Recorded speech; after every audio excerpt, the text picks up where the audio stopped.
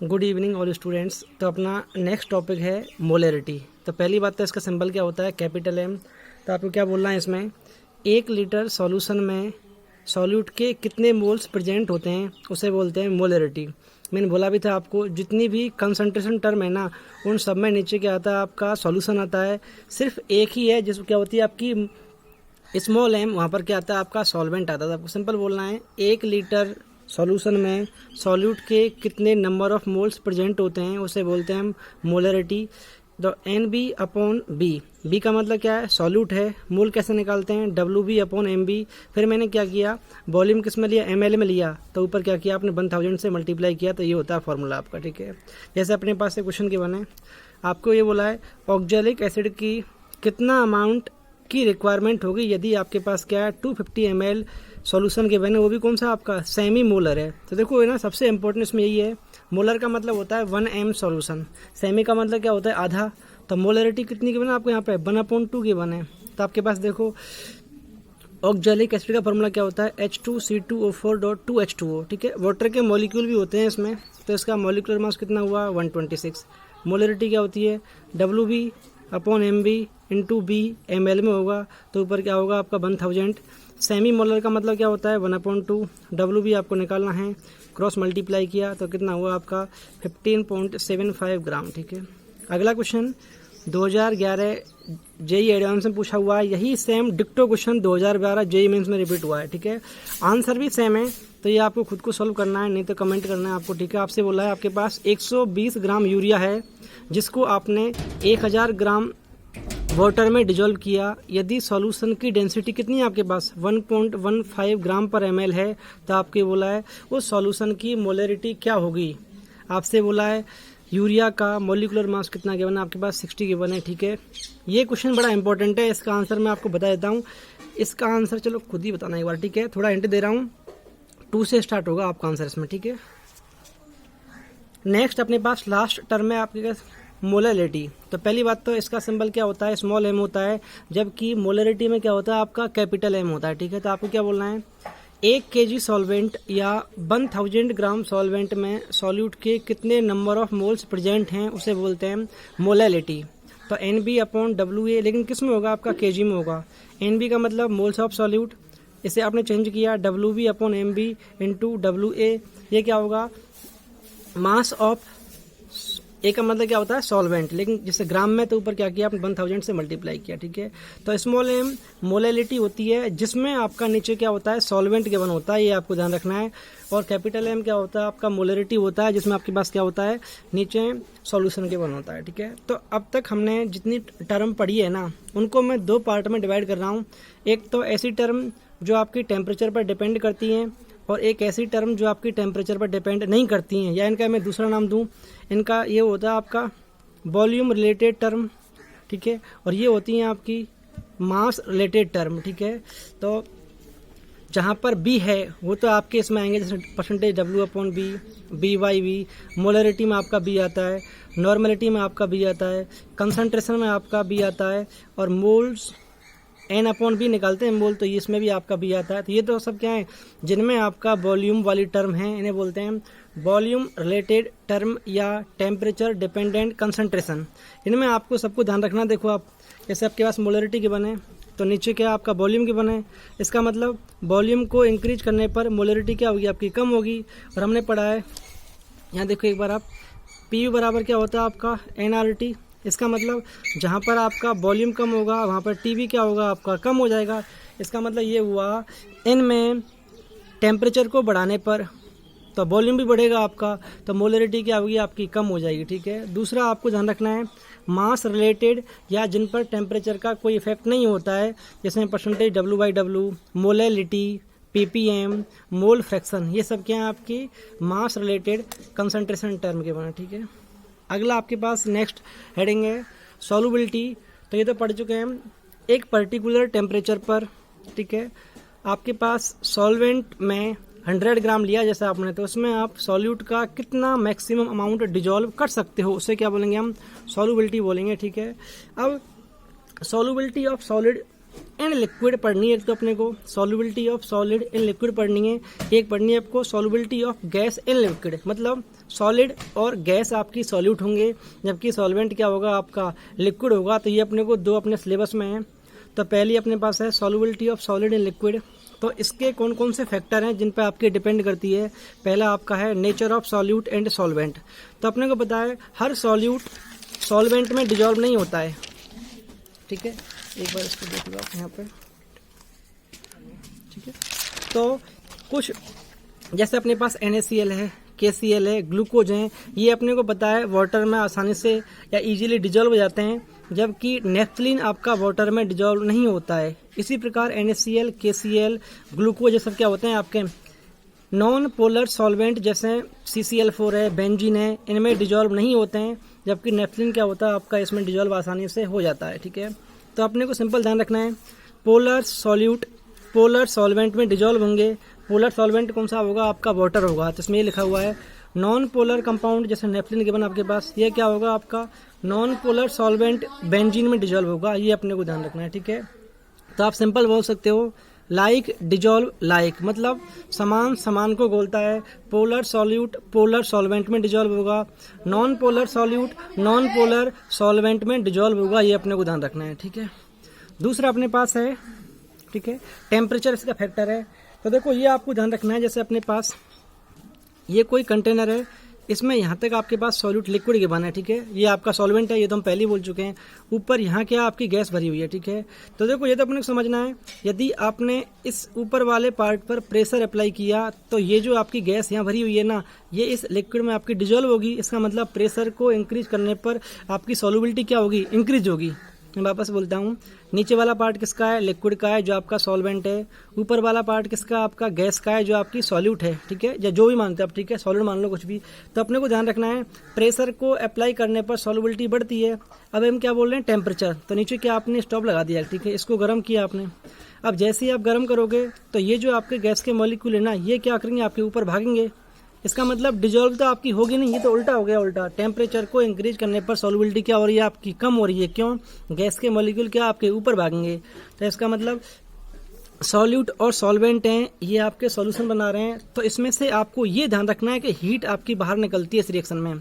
Solute और solvent जो आपकी अनडिजॉल्व हैं, इनको सॉल्यूशन में मिलाने पर यहाँ से आपकी हीट बाहर निकलती है। इसका मतलब ये हुआ, यह है एक आपकी एक्जोथर्मिक टाइप की रिएक्शन है। और अपने को पता है जहाँ पर आपका डेल्टा H नेगेटिव होता है वो आपकी एक्जोथर्मिक रिएक्शन होती है, वहाँ से आपकी हीट बाहर निकलती है। इसका मतलब टेम्परेचर को इंक्रीज करने पर सॉल्युबिलिटी क्या होगी आपकी, कम हो जाएगी।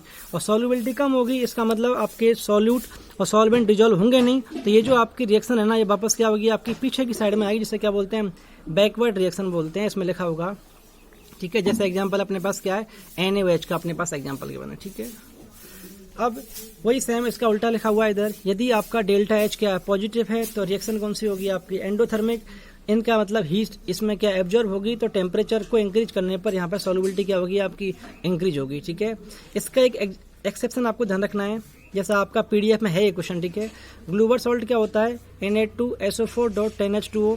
इसकी सॉल्युबिलिटी आपको ध्यान रखना है, टेम्परेचर को इंक्रीज करने पर 32.4 डिग्री सेल्सियस तक टेम्परेचर को इंक्रीज करने पर इसकी सॉल्युबिलिटी इंक्रीज होती है।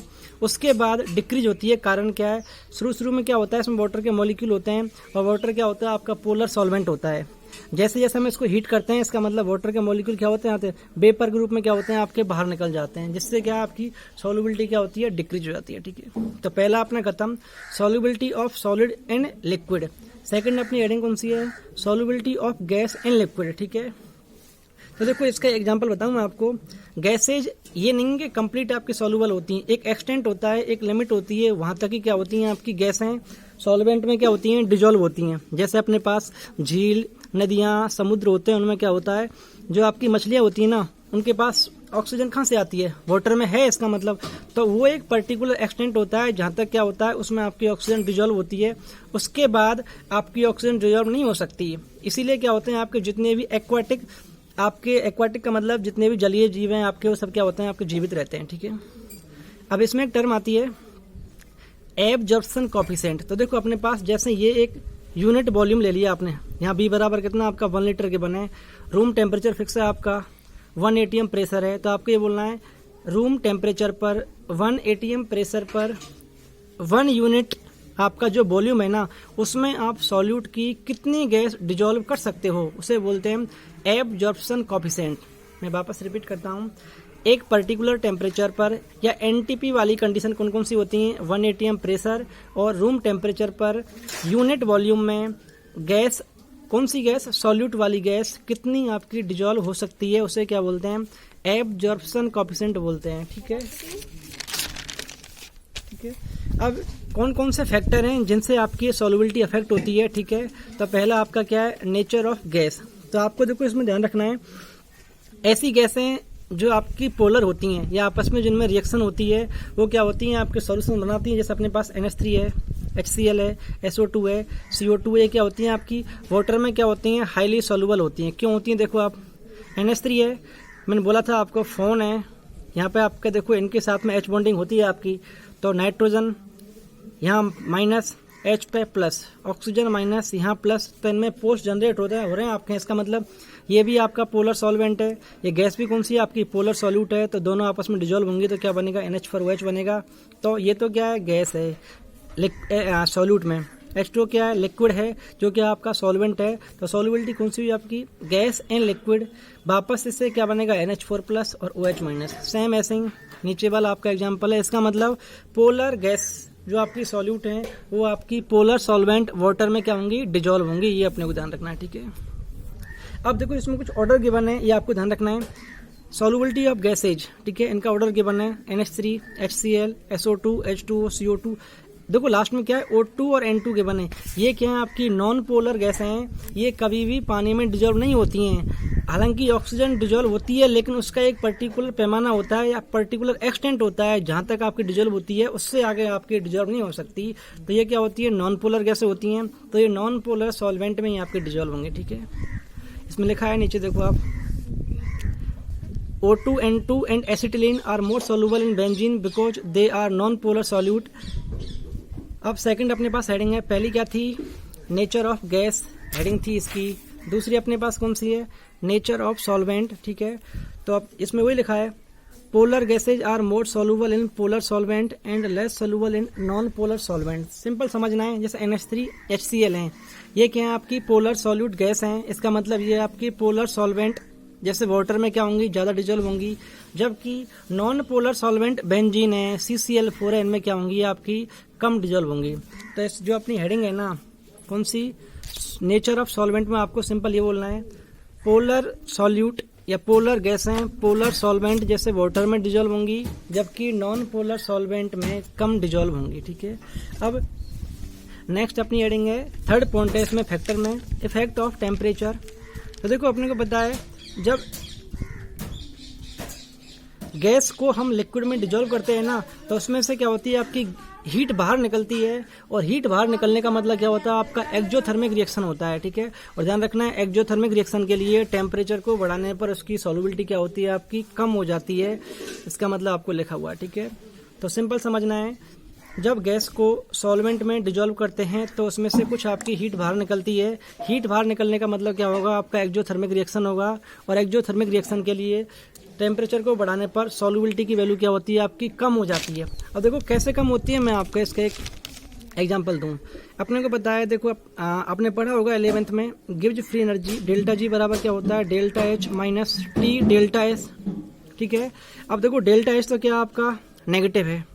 ठीक है, अब अपने को ध्यान रखना है, देखो जैसे मेरे पास ये है, यहाँ तक तो क्या आपका लिक्विड गिवन है, ऊपर क्या आपकी गैस है। ठीक है, आपने इसमें बर्नर लगाया, नीचे स्टोव, इसको आपने हीट किया, तो पहले तो क्या था, आराम से गैस के मॉलिक्यूल आपस में रैंडम फ्री अपने हिसाब से ना मोशन कर रहे थे। इसका मतलब एंट्रोपी क्या है, इनकी मैक्सिमम है, पॉजिटिव है। लेकिन जैसे ही आपने इनको हीट किया ना, तो हीट करने पर क्या होगा, ये जो मॉलिक्यूल ऊपर से प्रेशर लग रहा है आपका, तो ये जो मॉलिक्यूल है ना आपके, ये खुद की फ्रीडम खोएंगे, प्रेशर ऊपर से लग ही रहा है, इसका मतलब ये इसमें क्या होंगे, आपके डिजोल्व होंगे। तो डिजोल्व होंगे तो इनकी फ्रीडम खत्म होगी, तो इसका मतलब डेल्टा एस क्या होगा, आपका डेल्टा एस क्या होगा, नेगेटिव हो जाएगा। क्यों, जितनी ज्यादा रैंडम मोशन खत्म होगी, आपकी फ्रीडम खत्म होगी, आपकी एंट्रोपी क्या होती है, नेगेटिव हो जाती है। तो टेम्परेचर को इंक्रीज करने पर प्रेशर ऊपर से अप्लाई कर ही रहे हो आप, तो आपका डेल्टा एस क्या होगा, नेगेटिव होगा। तो देखो आप डेल्टा एच नेगेटिव है, ये डेल्टा एस भी क्या आपका नेगेटिव, यहाँ माइनस, यहाँ माइनस, माइनस माइनस क्या होगा आपका प्लस, तो ये तो हुआ आपका प्लस का टी डेल्टा एस, और यहाँ पर क्या हुआ आपका डेल्टा एच, साइन किसका आपका माइनस का। डेल्टा एस का मैं साइन काउंट कर चुका हूँ, ठीक है। बचा आपका टेम्परेचर। इस टेम्परेचर की वैल्यू जितनी ज़्यादा होगी, इसका मतलब प्लस की वैल्यू आपकी उतनी ही ज़्यादा आएगी। और अपने को पता है, आपने पढ़ा होगा delta G less than zero, ऐसी रिएक्शन जो स्पॉन्टेनियस प्रोसेस में होती है, मतलब खुद ही हो जाती हैं, उनके लिए डेल्टा जी क्या होता है, नेगेटिव होता है। अपना पर्पज भी क्या है, रिएक्शन खुद ही होनी चाहिए, इसका मतलब डेल्टा जी क्या होगा आपका, नेगेटिव होगा। तो डेल्टा जी नेगेटिव कब होगा, जब ये ओवरऑल वैल्यू क्या है आपकी, नेगेटिव में आए। नेगेटिव कब आएगी, देखो ये डेल्टा एस पहली काउंट, टी को आप जितना कम करोगे, इसका मतलब प्लस वाली वैल्यू आपकी उतनी ही कम होगी, माइनस तो आपका फिक्स आई, इसका मतलब टेम्परेचर की वैल्यू जितनी कम होगी, डेल्टा जी क्या होगा आपका, नेगेटिव होगा। और डेल्टा जी नेगेटिव होने का मतलब क्या, रिएक्शन अपने आप ही होगी, जिसे क्या बोलते हैं, स्पॉन्टेनियस प्रोसेस। जैसे पानी का हायर लेवल से लोअर लेवल में जाना, ये क्या आपका स्पॉन्टेनियस प्रोसेस है, जिसके लिए डेल्टा जी क्या होता है आपका, नेगेटिव होता है।